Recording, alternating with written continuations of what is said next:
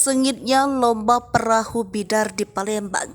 4 perahu berjibaku di bawah jembatan Ampera. 4 perahu bidar tradisional dari Kabupaten Ogan Ilir, Dulur Ernanda, Pemdes Soal Batok Ogan Ilir, dan Dulur Bang Heri saling pacu pada final lomba bidar ulang tahun ke-78 Republik Indonesia di Sungai Musi, Palembang, Minggu 20 Agustus 2023. Start dimulai depan Ex Pelabuhan 35 Ilir, finish depan BKB. Final dibuka secara resmi oleh Gubernur Sumatera Selatan, Haji Hermandero, didampingi Wali Kota Palembang, Hardojoyo. Final bidar ini ditunggu-tunggu warga Palembang. Teriknya matahari tidak menjadi halangan.